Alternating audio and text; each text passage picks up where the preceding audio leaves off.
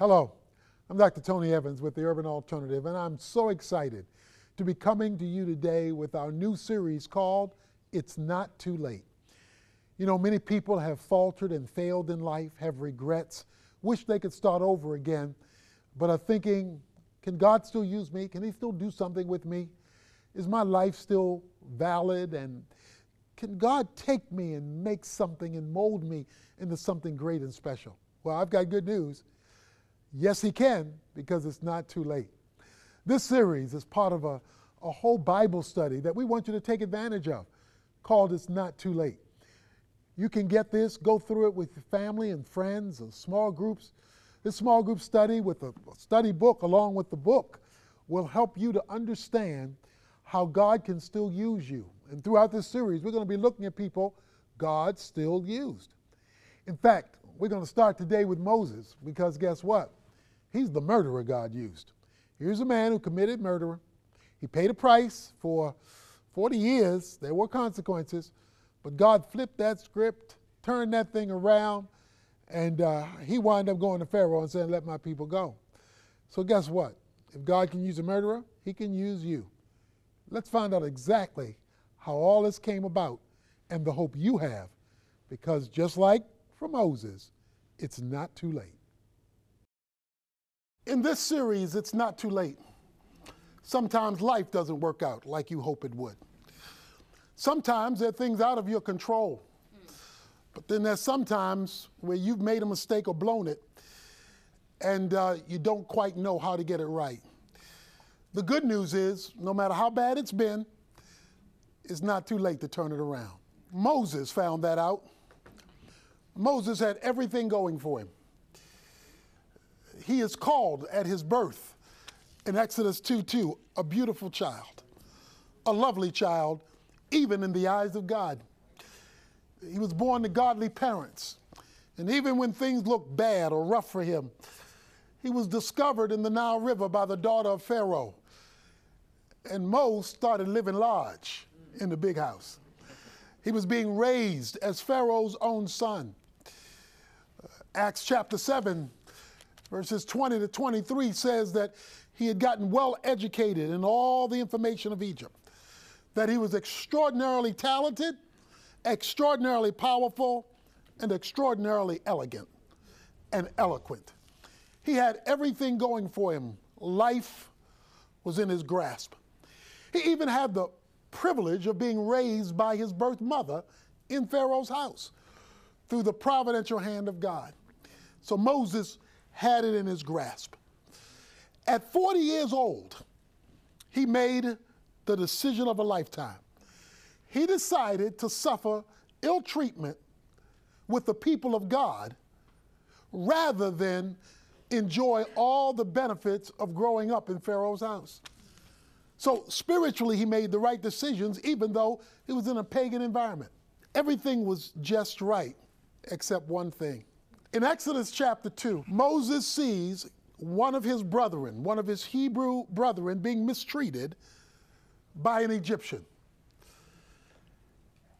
Acts chapter 7 said that Moses supposed that his brethren understood that God had positioned him to be their deliverer.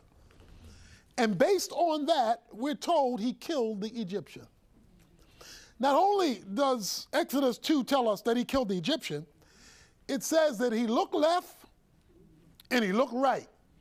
In other words, he wanted to see if anybody was going to see what he was getting ready to do. So he was doing it on purpose. Not only did he kill the Egyptian, but it says he buried him in the sand.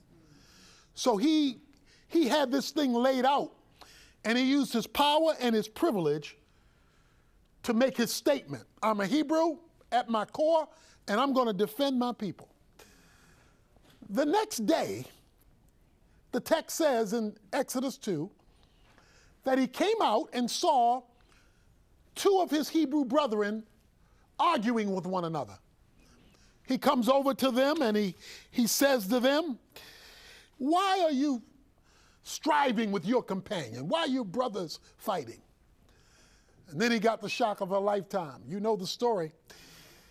One of the Hebrews said, what business is this of yours? are you going to kill one of us like you killed the Egyptian yesterday? Now, yesterday, he looked left and looked right. And he didn't see anybody spying on him.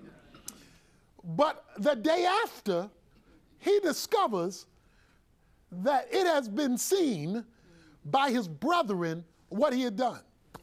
Now, I think I know what happened. I think I know how they found out. Because if there were only 3 people there, and one of them is dead, the Egyptian, and Moses is not telling on himself, then the brother he thought he was helping, the brother he had delivered, went back and I don't know if you know any people like that, who you've invested in, helped, delivered, and they go spread the bad word on you.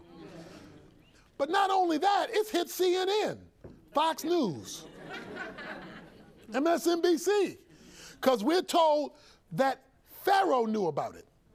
So the word had spread in 24 hours. And Moses goes from the White House to the outhouse. Moses' world is shattered. Moses goes from a Mercedes chariot and couture designer clothes and palace living, and he is reduced to being a shepherd. In fact, we're told that when Pharaoh heard, verse 15 of Exodus 2, of the matter, he tried to kill Moses. But Moses fled from the presence of Pharaoh and settled in the land of Midian, and he sat down by a well. In 24 hours, his world was shaken. In 24 hours, his future was gone. In 24 hours, his reputation was destroyed by his own community and by the broader society. Because it doesn't take long. One thing, one time, can destroy things built up over 40 years. And all of a sudden, he's a sheep herder in Midian, the wilderness, rather than the creme de la creme and future leader of the whole nation of Egypt. His world was crushed. There are a lot of people whose worlds have been crushed.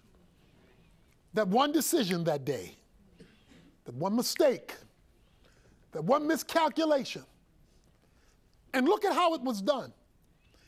At virtually the same time he made a spiritual commitment, it was at that same time he entered a spiritual disaster. One minute he's up on the mountain at 40 years old. The next moment, he's laid flat in the valley at 40 years old.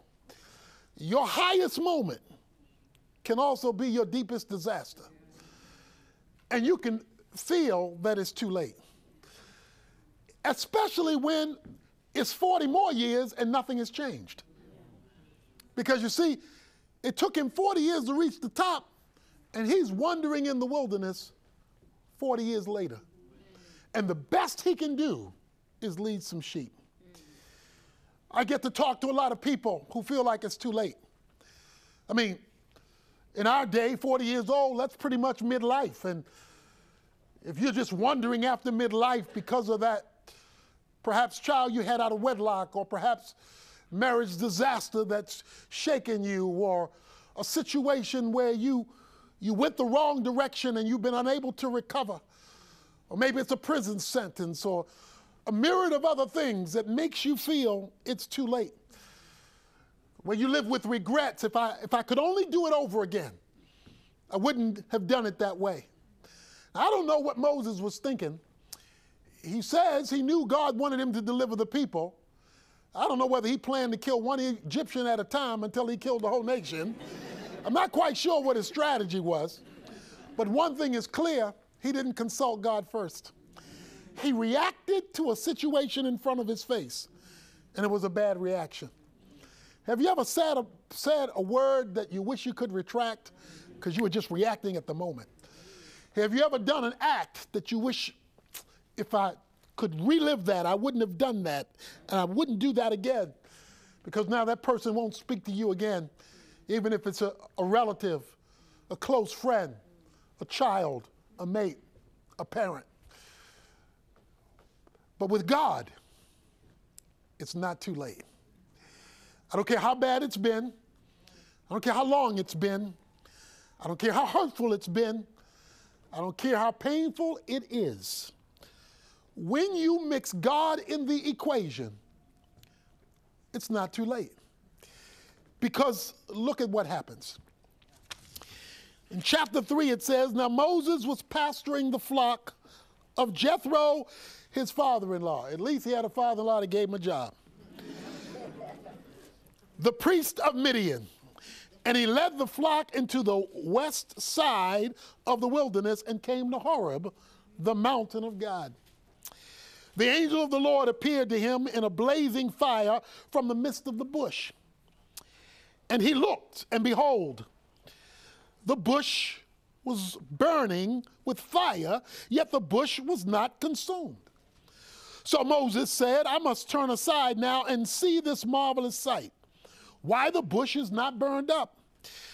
When the Lord saw that he turned aside to look, God called to him from the midst of the bush and said, Moses, Moses. And he said, here I am. And he said, do not come near here. Remove your sandals from your feet, for the place on which you are standing is holy ground. When you've blown it, when you've had year after year of disappointment, what you need is not, first of all, a new plan or a new program, a new strategy. What you need is a fresh encounter. Moses got an encounter. First of all, we're told where the encounter happened. It happened on the mountain of God. The mountain of God is the place where God's presence is. It's God's hangout. If you want to make up some time that has been lost by failures yesterday, hang out where God's hanging out. Because you need an encounter with God. You need to be in an environment, the mountain of God. You need to be in an environment that pushes you toward God. He was leading sheep, but he was leading them in the vicinity of where God was. You want to hang out with people or places that are making a big deal about God because you need a big change in your situation. We'll return for more of today's message right after this special announcement from Dr. Evans. Hello, friends. This is Tony Evans with the Urban Alternative, and I've come to you to make an appeal. I've come to you to ask for your help. You know, these broadcasts that we do over the stations and this network takes place because resources are made available to help us to come your way. But in order to keep coming your way, those resources has to continue, in fact, have to expand in order to provide the quality of production you would want and would expect and that we want to give. We want to make sure that we're giving you quality ministry in a quality way, using quality equipment in a responsible fashion so that we minister to you efficiently and effectively. And of course, you know that cost. If God is using this ministry, this broadcast to bless you, would you also be a blessing to us so we can keep blessing you and beyond you others with the power of God's transforming word? I believe in the word of God. I believe it changes lives, and I believe it makes a difference. If you believe that, and if you believe we are contributing to that in your life, then would you make a generous financial donation to the Urban Alternative today, or a monthly commitment to support our ministry? No amount is too small. Being as generous as you can would be appreciated, along with your prayers. So call us at the Urban Alternative, or log on to tonyevans.org and make your donation. We need to hear from you today. Thank you for your support. We now return to today's message. He says, as he was doing that, he noticed something, and it blew his mind. He saw a bush on fire that was not burning. He saw the green still on the leaves of the bush. It wasn't burning up. The wood was not burning up, but it was on fire. That's what you call a contradiction. That's what you call a conundrum. That's what you call something that makes no sense. How can a bush be on fire and it not burn? Let me give you a secret to an encounter with God. When God is ready to change your situation, flip it, twist it, tweak it, turn it. You can expect to see something happen in your life that doesn't make sense. Something that is out of the norm, something that is not part of the plan, something that you can't explain. When God wants to do something different, in spite of you're messed up, in spite of the fact that, like Moses, you're a murderer. Well, maybe you never murdered a person physically, but maybe you murdered some folks' character. Maybe you've destroyed somebody's integrity. Maybe you have used language that has beaten people down. Maybe you've ruined the perspective of somebody. Because Jesus said, even if there's hatred, there's murder, because it emanates from the heart. So there are a whole lot of different kind of murderers. And you don't have to be on death row to be one. You can be one simply because you have devastated the life of another. Even if that has happened, there was an opportunity for a fresh encounter with God. This is true all through the Bible, by the way. Whenever God wanted to do something new, he would do something different. He would tell Abraham to sacrifice his own son. That don't make sense unless, God, you're up to something special. He would get Israel caught between the Red Sea and Pharaoh's army. They can't go back and they can't go forward. God must be up to something special, like opening up a Red Sea. Martha and Mary say, our brother's dying. Please do something. Jesus finds out he's dying, and he stays back 2 days and lets him die.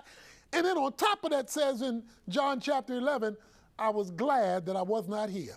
How you going to be glad, Jesus, when I'm sad? How you going to be happy when I'm in pain? How you going to be going through a joyful time when I'm in a painful time? He says, because I want to show you something. He says, didn't I tell you this is an opportunity to glorify God? Didn't I tell you I am the resurrection and the life? And by the way, you can't get a resurrection unless something dies. So God lets things die sometime. Moses' career died. Moses' future died. Moses' well-being appeared to be dead until God showed up. This goes beyond a Bible study to have an encounter with God. It may include the Bible because God never skips his word. But an encounter means I get to experience God face to face. Because you can learn about him and not experience him. Moses had the knowledge. He needed a fresh encounter with God. That's why you can go to church and still leave unsatisfied. That's why you can hear other folk talk and leave unsatisfied. You need a fresh encounter with God, and you ought to pursue the mountain of God, his presence, with all of your heart. Well, that's what Moses does. God says to him, Moses, Moses. Now, whenever God calls your name twice, you're in trouble. Moses, Moses. Okay? He says, take off your shoes. But it says God didn't call his name until he saw him turn. See, God didn't just call his name. It says when Moses turned, God called his name. God wants to see what you're going to do. Are you going to ignore the burning bush, or are you going to go toward the burning bush? He could have said, bush burning, no big deal. He wouldn't have heard his name. Because he only heard his name when he turned, when there was movement toward the mountain, movement toward what God is doing. Don't ignore the extraordinary taking place in the ordinary, especially if you're coming off of 40 years of mistakes, 40 years of pain, extended periods of difficulty. Because the good news here is that it's not too late. He says, Moses, take off your shoes. Why would he take off his shoes? Well, man was made from dirt. Everybody in here is made from dirt. You're only about worth $8 to $10 on a good day, okay? Once you decompose, your value, the nutrients collectively, isn't worth $10. So I don't know how much you think you're worth, but it ain't all that. fact, if you want to see how much you're worth, just stick your finger in some water and see the dent you leave behind, and that'll show you. It ain't going to last long.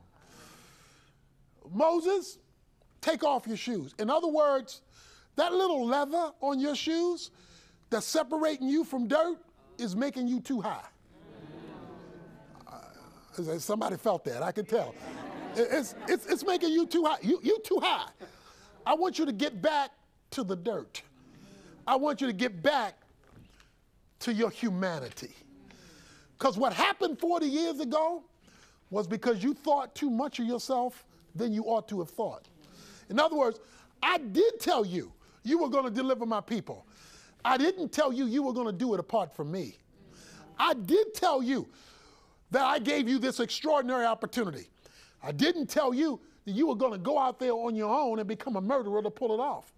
In other words, he tried to do a good thing with human methodology. He skipped God to achieve his own goal. In other words, he let being in Pharaoh's house get to his head. Because I'm the son of Pharaoh, I can kill who I want to kill, do what I want to do. You know people like that, who think because they got a little edumacation, who think they got a name, think they have some notoriety, think they have some power, think they have some silver spoon in their mouth, think that they have arrived and they can do what they want to do in the name of God. He says, Moses, take off your shoes, because this is holy ground. The word holy in the Bible means unique, set apart, or special. This is not an ordinary meeting. This is not another church service. This is not another Bible study. This is a special place with my special presence. And it's the place I want to show you. It's not too late. He says, take off your shoes. This is holy ground. Then Moses hid his face, for he was afraid to look at God. Now, guess what God tells Moses? I have surely seen the affliction of my people who are in Egypt, and have given heed to their cry because of their taskmasters. For I am aware of their suffering. So I have come down to deliver them from the power of the Egyptians, and to bring them up from the land to a good and spacious land, to a land flowing with milk and honey, to the place of the Canaanites, Hittites, Amorite, Perizzite, and Hivite, and Jebusite. Now behold, the cry of the sons of Israel have come up to me. I have seen their oppression with which the Egyptians are oppressing them. Don't miss this, because it all sinks into the fact that it's not too late. Guess what God tells Moses? While you were rebuilding your life over here, I was dealing with something over here.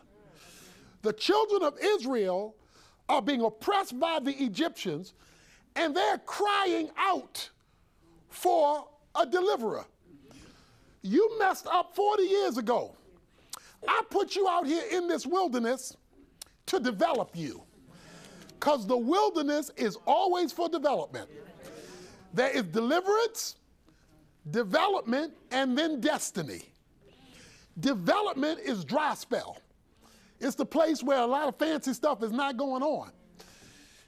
I had you leading sheep, dirty, smelly sheep. Because over here, 40 years later, there are going to be some other sheep that are going to need some leading. So you messed up 40 years ago, but in your development, I'm going to let you deal with stuff that you think is inconsequential to what you did 40 years ago. But when you make a recontact with me, I'm going to connect you with my purpose. And I'm going to give you a fresh calling, a fresh job, and a fresh ministry. Do you see what God did? God recalled him. You ever had a car that needed to be recalled? That means something was wrong. They had to fix it so you could start rolling again. He says, Moses, I got a purpose for you. In fact, in chapter 7, verse 1, he says, and I'm going to make you like God to Pharaoh. I'm going to let Pharaoh, I'm going to let you borrow my name when you go to Pharaoh. I'm going to raise you back up. I don't care what has happened in your past. Yes, there are consequences. And if you could could have not done it or relive life over again, you wouldn't do it because you don't want 40 wasted years. But that's the beauty about God. He can hit a bullseye with a crooked stick. He can take lemons and make lemonade once you have a fresh encounter with him. He says, Moses, I am not only going to restore you to me, I'm going to use you again. And I'm going to let your practice with sheep answer the prayer of somebody else who's calling on me for deliverance. You don't know they're calling on me. I know they're calling on me. I know you're ready for me. So I'm going to use your return to me to answer their call to me. So I'm going to do a bunch of things at one time. See, that's the beauty of God. While he's developing you, he's preparing somebody else to be impacted by you once your development has been completed. Moses had the good news of finding out that it indeed is not too late. That God can meet you in your mess, and he can turn things around, and he can create a miracle. So no matter where you are, how bad it seems, or how long it's been, don't you throw in the towel. Don't you quit. Don't you give up. Because God is still with you. God still cares about you. And God still loves you, but he wants a fresh encounter with you. Well, I hope you're feeling hope bubbling up inside of you, because if he can use Moses, he can use you. And we're just getting started looking at the people God used who messed up. That's why we want you to get this study with the study guide, with the book, with the DVDs. This is a whole set. You can get this by calling us or by going online, tonyevans.org, and get It's Not Too Late. This book, Bible study series in partnership with Lifeway, will be an exciting addition to your spiritual growth, for your hope, for you not to give up or throw in the towel. Because guess what? It really is not too late. Let us hear from you, tonyevans.org. And again, remember, this ministry can come to you because of your generous financial support and, more importantly, your prayers. So pray for us, support us, let us hear from you. We have all kinds of resources to resource you for your spiritual development. God bless you. I'll be with you again next week.